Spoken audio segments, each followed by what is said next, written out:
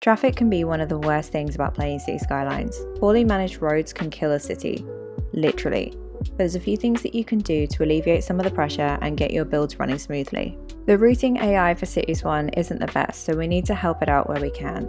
By creating multiple ways in and out of an area, we spread the traffic out into multiple directions. Obviously there's a limit to how much you can do, and if you're playing with milestones and the regular starting budget, this won't always be possible from the start. But as you progress, you can monitor the common routes that vehicles are taking and create shortcuts that work for your city's needs. An example of this is bypass roads. I've found this especially useful for industries by creating roads that go underground, through hills and between industry areas. You don't need any mods for this. All you need to do is connect the areas that they travel between the most and bypass the rest of the city. You can also create slip lanes directly onto the highways, and this can be made even more effective with mods. Obviously not everyone wants to use mods, but for those who do, the TMPE mod allows you to set super specific rules for roads. You can toggle crosswalks on and off, set lane rules, and even make your own timed traffic lights.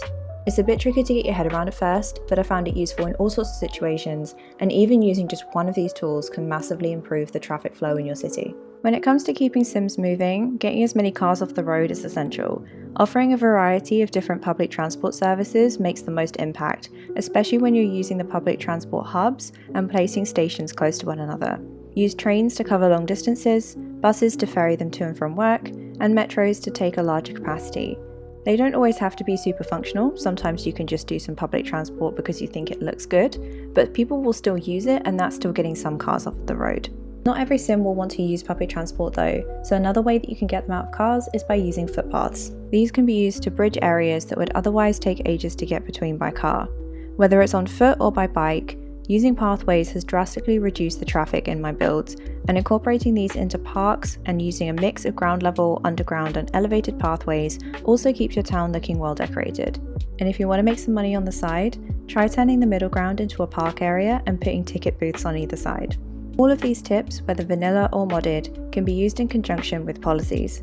Policies can be district specific, so try out the Old Town policy in areas that get a lot of through traffic, or the automated toll policy for highways. So that was 6 ways that you can manage your traffic in City Skylines 1. There's so much more to each of these points that I just couldn't fit in this video, so if you'd like me to do a deep dive into any of them, just drop me a comment to let me know. And as always, happy building!